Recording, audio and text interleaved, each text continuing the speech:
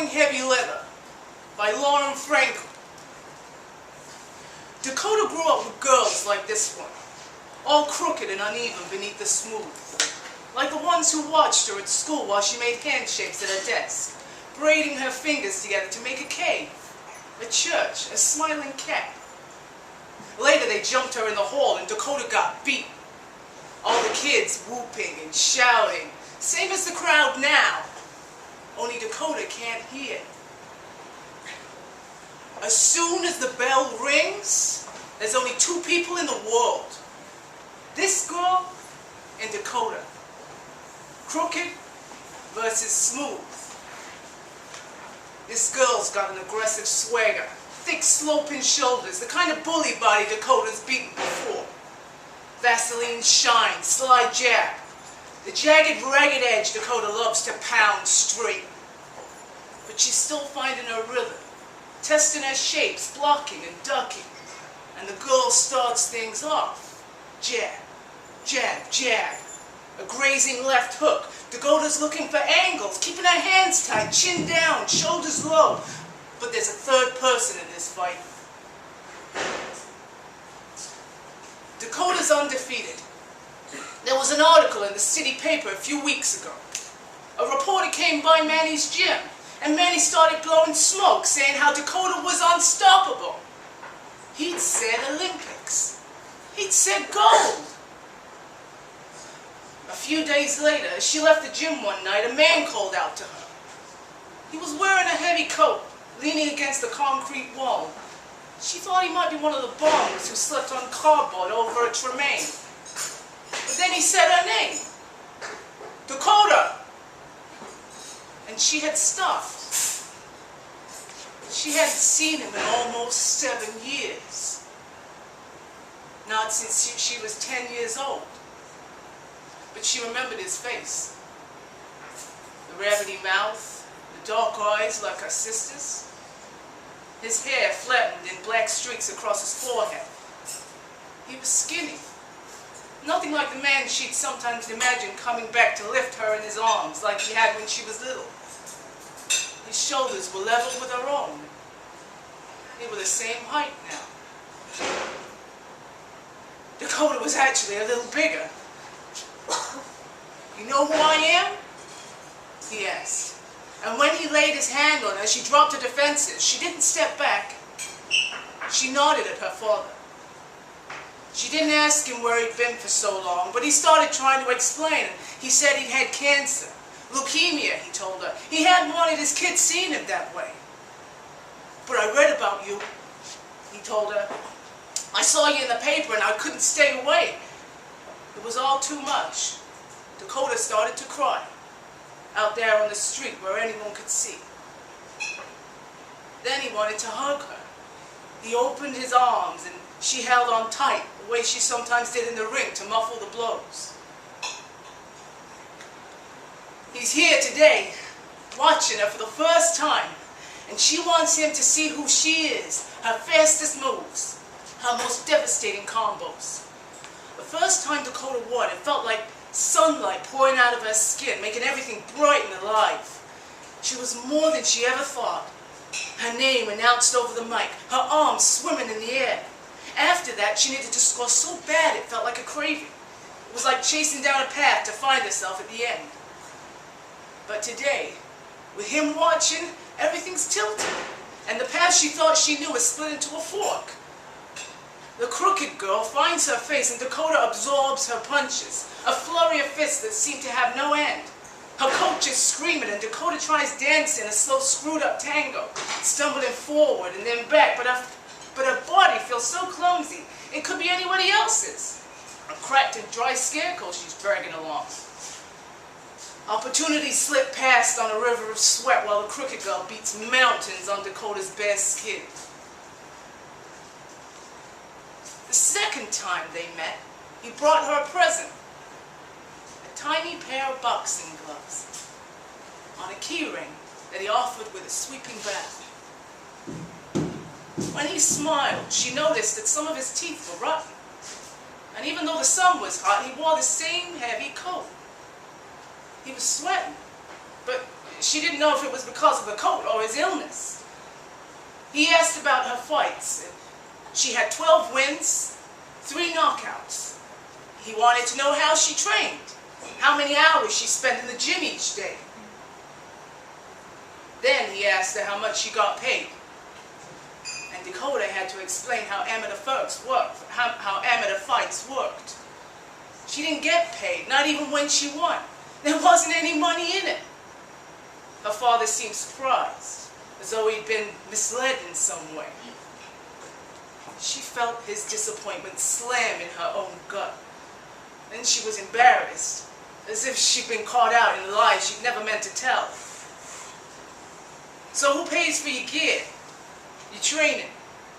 She told him how her coach Manny covered most of it, and then she explained how they tried to find a sponsor. About a year ago, Manny had driven her around to different businesses downtown, introducing her to businessmen and women, hoping that someone would offer financial support.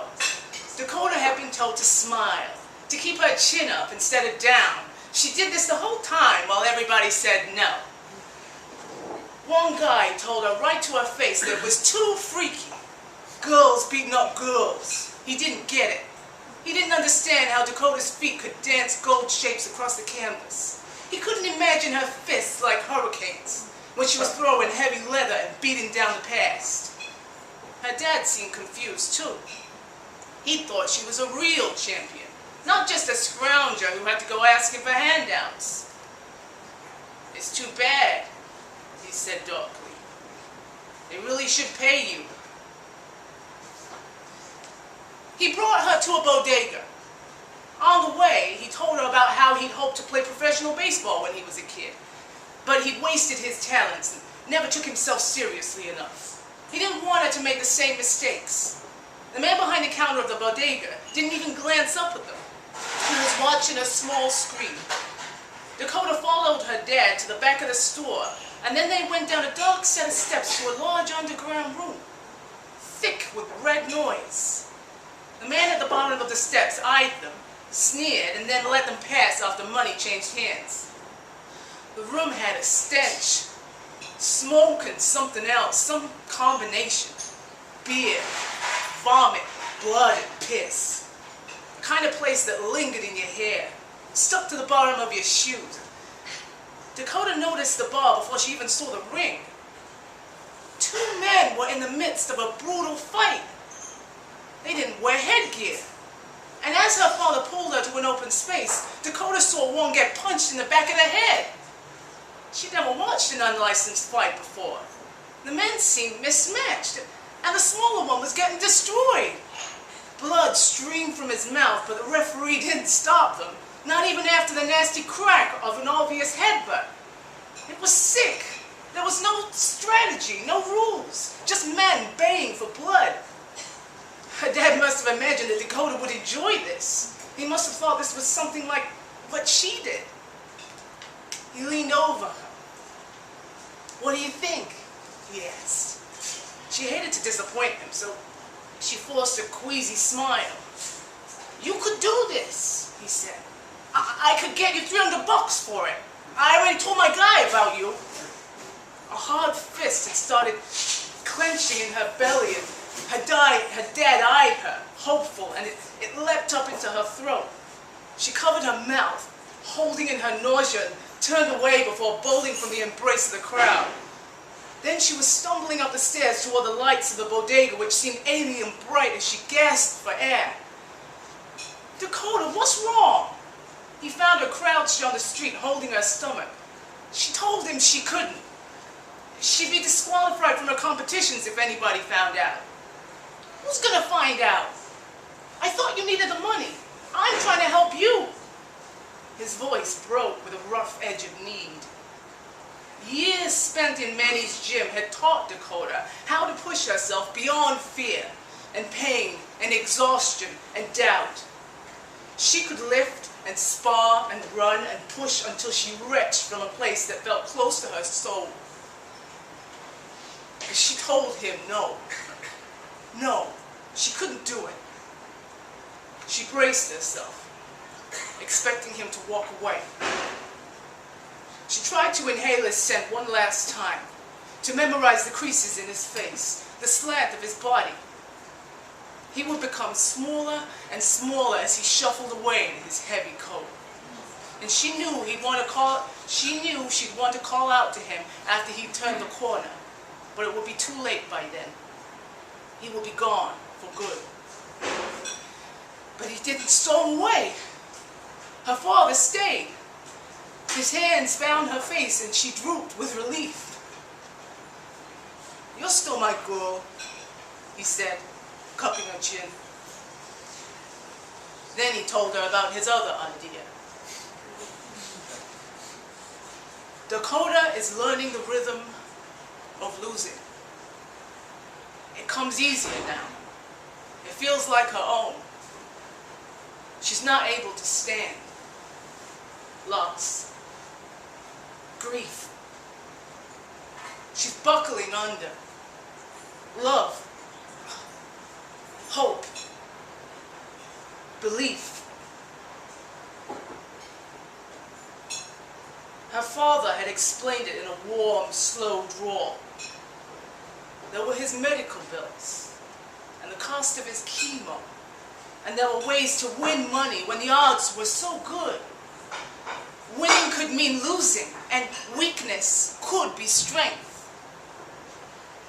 If Dakota could lose, he'd win for them both. He wiped his nose on his sleeve and his head brimmed with sweat. And Dakota nodded. She thought she understood. Now, she trembles with the rhythm of losing. And it feels like her own. Like it's always been there. A shape in her past. A body to cling to. A shadow that hid beneath the glitter of light. When her knees started to buckle, and when she loses her balance, when she rests against the ropes, it feels natural and smooth. She wants to turn around and see if he's still watching. And if he knows how much further she's ready to fall.